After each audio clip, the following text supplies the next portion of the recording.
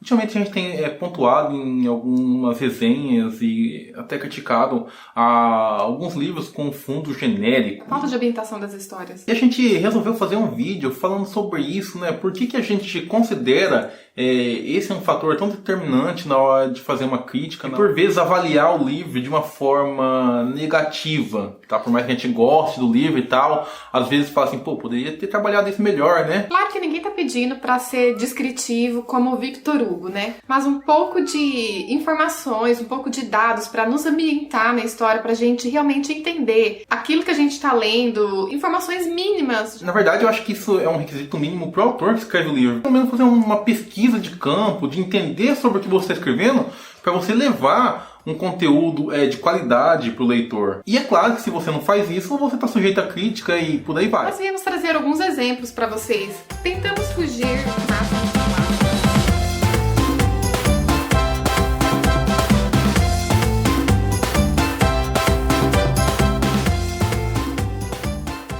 A gente tentou diversificar nos tipos de livros, de locais, para não ter nenhum local repetido. E fugir um pouco daqueles mais tradicionais que a gente está acostumado, que são os americanos, né? Que a gente mais conhece, a gente veio trazer um pouco de diferente. O foco não é apresentar culturas, tá? É apresentar ambientação. Então, pô, eu tô falando da cultura nordestina, tô falando da cultura da União Soviética, tô falando da cultura da China, tô falando da cultura do Japão. Não é. Embora a gente tenha pegado livros com ambientação e cultura diferente, o foco é ambientação. Ressaltar a importância do trabalho do autor em colocar você e imergir você naquela história.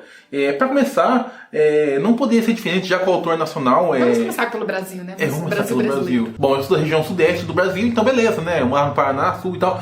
Mas, mesmo pra mim, que sou brasileiro, né? Que tô aqui nesse país de quando eu nasci, né?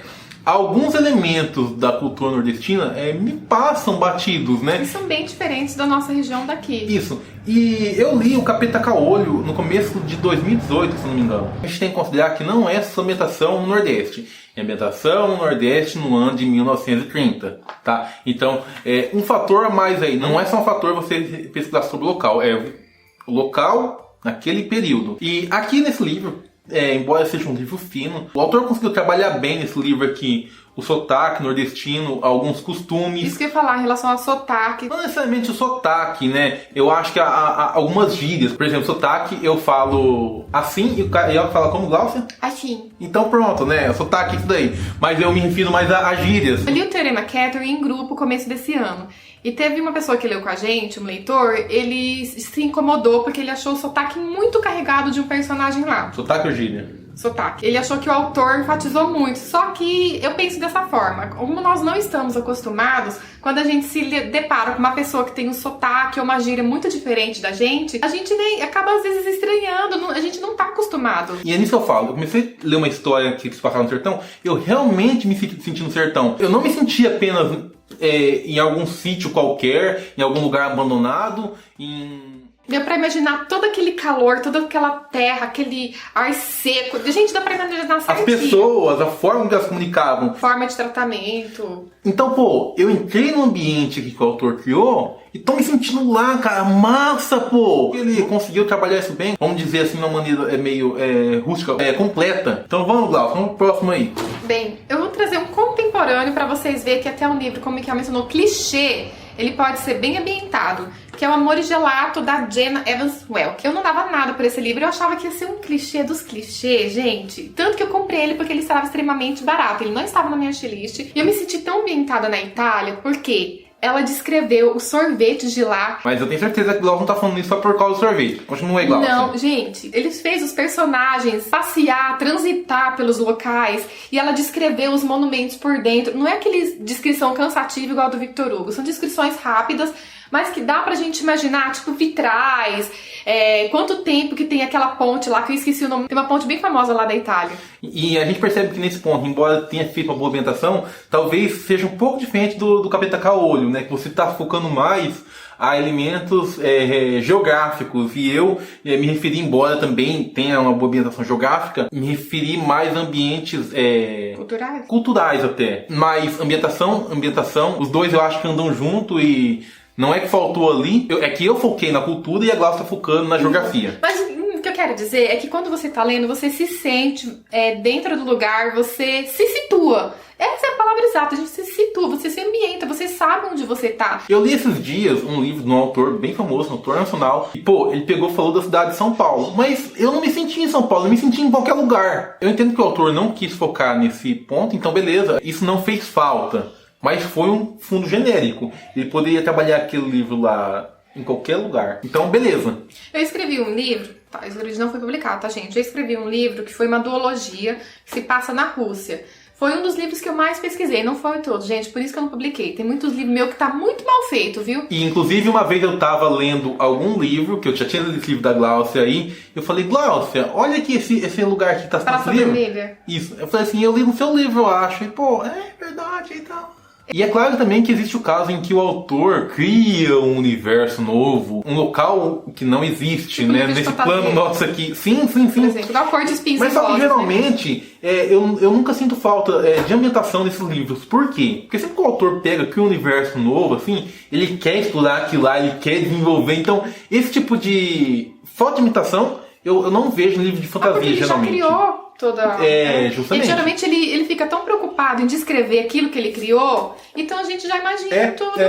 Ele descreve como que é, igual Cor de Espinhos e Rosas. Nossa, eu achei que a Sarah descreve muito bem. O universo que ela criou, tanto em relação à geografia, quanto o local que eles estão, como eles estão, como que está lá. Então ela realmente faz isso muito bem. Um segundo livro que eu também... Para ambientação... É Cavaleiro de Bronze, que é o livro da Gláucia. Eu sei que a Gláucia fala que eu não elogio nenhum livro dela, né? Mas tá aí pra... Morde a língua, coloca pra fora.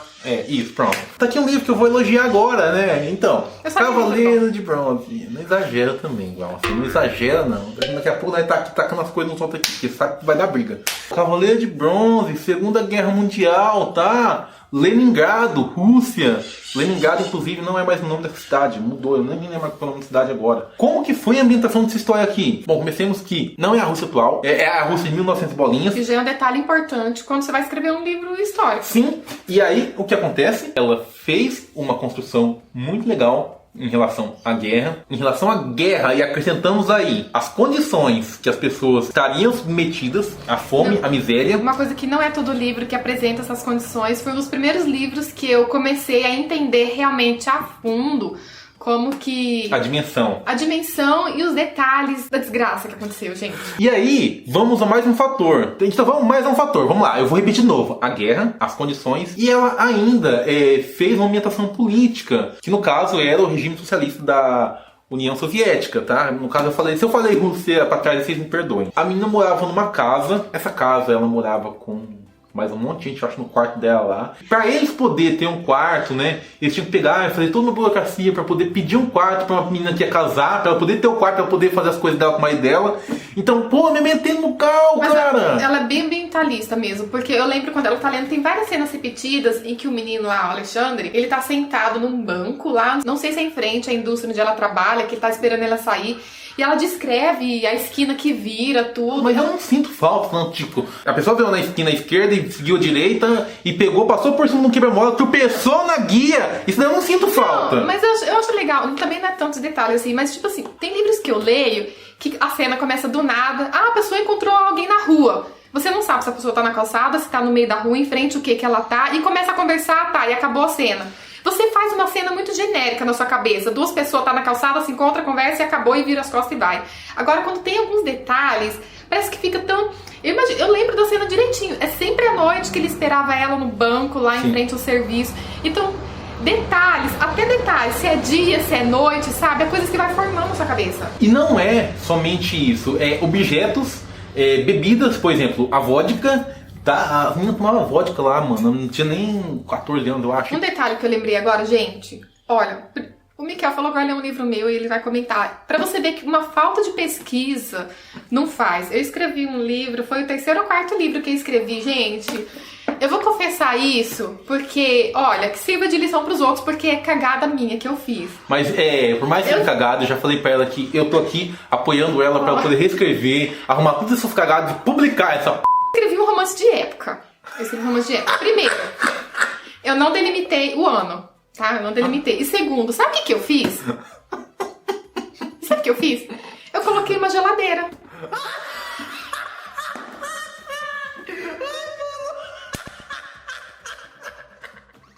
Antigamente existia geladeira. Você tá vermelha! Você tá vermelha!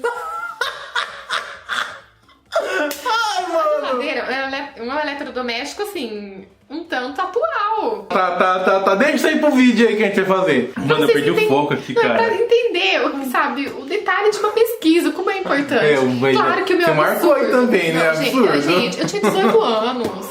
18 anos já é uma idade boa, né, Eu não Marcos? sei, eu era muito tapada na época. Eu não sei, sabe, gente, eu não sei, eu era muito inocente. Minha mente mudou muito, sabe? Então, é por isso que esse livro, já que eu falei da Rússia, eu já era mais velho, por isso que eu já começava a pesquisar, mas só pra vocês terem uma noção. Eu perdi o foco. Eu tinha coisa pra falar ali, mas esquece Cavaleiro de Bronze. Ele vibrar, ele fala. Você não fala uma coisa quando eu tô gravando vídeo, pô. Vai, fala seu vídeo aqui, deixa eu me concentrar aqui Não, no tem que ser próximo. sincera com eles. Ó, o próximo que eu vou falar se passa em Paris. Eu trouxe um pra representar, mas todos os livros do Dan Brown extremamente ambientados. Além de descrever os locais, porque os livros dele geralmente se passam num dia só e é aquela corrida frenética do personagem viajando pelo país inteiro. Então você acaba conhecendo vários lugares, várias cidades, várias regiões. É claro que não dá pra todos os livros, todas as histórias seguir essa fórmula. Eu trouxe um exemplo porque ele é tipo uma corrida contra o tempo, né? Ele tá lutando contra o salvamento da humanidade, então... Contra o salvamento da humanidade. Isso. Contra o salvamento da humanidade. Ele tá lutando a favor do salvamento da humanidade. Vocês entenderam? Peraí, joinha. Ah, não me caiu aqui, depois ia ter que cortar tudo. Os museus, os lugares históricos que ele vai, a gente se sente tão ali, desperta interesse na gente pesquisar os locais, e umas coisas históricas assim que é muito rico. Acho que é um dos pontos fortes do livro do Dan Brown é essa parte de ambientação histórica dele. Não vou nem falar. Você tava falando de Cavaleiro de Bronze e me interrompeu para o celular e falou um tempão, já tá bom já, né? Vai. Tô sem foco aqui ainda, se não sair prestando no final do vídeo, tá, vocês me perdoem, culpem a Glaucia, tá? Que eu tinha me preparado, muito bem pra poder falar do livro, só que eu tô assim em estado meio que na nuvem, entendeu? Esses dois últimos livros que vamos trazer são orientais. O que eu ia falar, mano? Aí, ó, você me tirou da concentração, bicho. Esquece a geladeira, vai. Como é que eu vou esquecer da geladeira? Falemos então sobre A Noiva Fantasma. Não sei se vocês já assistiram a série, se vocês leram esse livro aqui, mas a ambientação que a autora faz aqui, ela já me inspirou desde quando eu tava no livro pra poder assistir a série. Pô, vai ser legal demais. Inclusive tem um bate-papo meio que a Glaucia que tá muito massa. Conta a história em 1893, e embora o foco do livro seja as noivas fantasmas, os casamentos que tinham entre algumas pessoas que tinham morrido aí e algumas noivas lá, que vocês quiser saber, vai assistir a resenha, não vou focar nisso aqui agora. Ela fez uma ambientação musical aqui, inclusive eu comecei a seguir alguns canais que tocam esse tipo de música com essa instrumentação, que eu até esqueci o nome do instrumento aqui agora, não sei se vou lembrar, se eu marquei aqui, mas acho que eu marquei. Deixa eu ver se é esse daqui. Peraí. Não, eu não marquei, mas eu sigo alguns canais, eu posso até deixar no link aqui se vocês quiserem. Que tocam as músicas no estilo que cita aqui no livro, tá? Comecei a seguir, nem falei pra você, comecei a seguir um monte de canal. E não levando apenas esse fator em consideração, quando eu comecei a ler o livro, eu comecei a ler sobre a Malaya no ano de 1993. No decorrer da leitura eu fui pesquisar Malaya, que nome que é isso e tal, e vi que na verdade tinha sido mudado o nome do local. A autora pegou, fez um discurso sobre o semifinal, explicou por que ela usou esse termo e tal, e ela explicou o termo e a origem, a finalidade que ela colocou isso aqui e tal, e foi muito legal, mano. Não somente isso, roupas. E o que mais, Glaucia? Você que leu também? Danças, né? Danças e até mesmo... Alimentos. Pera aí, deixa eu reiniciar aqui a câmera porque vai começar a gravar de novo. Pera aí. Bom, Fechamos. E pra finalizar, outro livro oriental, só que dessa vez japonês. Aqui o foco vai ser as geishas, que... Até então, antes de eu ler o livro pela primeira vez, eu nem imaginava que elas existiam, eu nem sabia o que era. Enfim, eu fui conhecer que existiam geishas nesse livro. Eu estou relendo ele, tá? Pela segunda vez, então eu já posso vir falar porque eu já li ele pela primeira vez de cabo a rabo, já vi o filme também. Em relação à Noiva Fantasma, a história assim, é totalmente diferente, mas em questão a ambientação, a comida, trajes, a forma de locomoção, assim, as duas seguiram uma forma semelhante de descrever igual tudo. Noiva Fantasma, né? Isso. Eu até fiz confusão quando comecei a ler o livro. Eu achava que Noiva Fantasma era de origem japonesa, depois que eu comecei a ler o livro que eu vi. Na verdade, foi um pouquinho antes de eu começar a ler o livro que eu fiz confusão, tá? Então, não entendo. Até detalhes de como elas ajeitavam o cabelo, calçados, ela descreve muito bem. E sabe o que é o legal de você pegar, ler um livro da cultura japonesa? bem ambientado, que não foi escrito por uma pessoa japonesa. O cara é de Tennessee. Então é disso que eu falo. Pô, o cara mora do outro lado do mundo e o cara escreveu uma obra que você se sente no Japão. É isso que eu falo, quando a gente se sente ambientado. Ele poderia muito bem pegar uma premissa básica, né, pra mostrar que é gay, assim, e escrever qualquer... Geralmente, quando é livros, assim, né, americanos, assim, inglês, essas coisas, geralmente, como é muito padrão, muito próximo da gente, do nosso costume, a gente não sente muito esse peso. Mas quando é uma cultura muito diferente que a gente sente... Eu acho que é basicamente isso, né, Glaucia? Dá vontade de ficar falando um monte, mas... Acho que vocês entenderam a proposta, né, que a gente quis dizer. A gente espera contribuir com vocês nas suas leituras, nas suas críticas. Essa pontuação desses detalhes eu acho importante e é por isso justamente que a gente veio gravar esse vídeo. E a gente tá aqui poder debater, né, essas ideias, né, essas críticas. Às vezes é coisa que a gente às vezes não repara, mas quando a gente vai ler, fala, não é que não é mesmo? É um detalhe importante, pô. Não é uma coisa que pode ser ignorada. Até mesmo em livros de entretenimento, como checklist, romance. Não é pedir demais, sabe? Um pouco mais de detalhes numa história de romance. Não é, sabe? Não vai estragar, não vai tirar o engraçado da história, não vai tirar a essência, a emoção da história. Então, um livro ele pode ser de romance, pode ser o tema que for, mas se ele tiver uma ambientação que te, né? Eu acho que isso pode contribuir muito pelo gosto, pela leitura também. Porque, pô, se a pessoa é curiosa, né? Eu vou falar, tô falando por mim, sou curioso, tá? Eu só fui atraído pela leitura mesmo por causa desses detalhes. Porque se fosse uma coisa que eu fosse ler que, pô, é tudo igual, a mesma coisa, eu já não estaria mais lendo. Deixa a história mais rica, deixa a história mais marcante. Você consegue gravar cenas mais na sua cabeça por causa desses detalhes. Sim. E agora a gente quer saber de vocês, o que vocês acham sobre isso. E agora vocês vão parar pra pensar que tem livro que vocês leram e vocês sentiram falta de detalhes, de uma ambientação. Todo mundo deve ter lido livros na vida que foi escrito de forma bem superficial. O Miquel falando no vídeo de lidos de mês aí que nós lemos...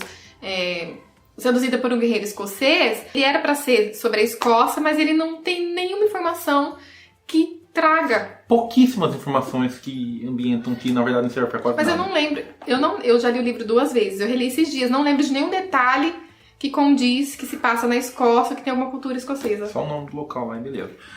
Exatamente. Enfim, galera, essa é a ideia do livro, eu espero que vocês tenham gostado, eu espero que a gente bata um papo legal aqui agora. Exatamente, vamos conversar aqui embaixo. Pra conversar, né? Que a gente tá gravando esse vídeo. Se vocês já repararam nisso, se vocês se incomodam ou não. É porque às vezes tem gente que não se incomoda, foca tanto em, sei lá, no romance, às vezes no thriller, alguma coisa, né? Enfim, na premissa em si. Mas eu acho que a maioria das pessoas deve se preocupar com isso. Eu acho que bastante gente se preocupa assim.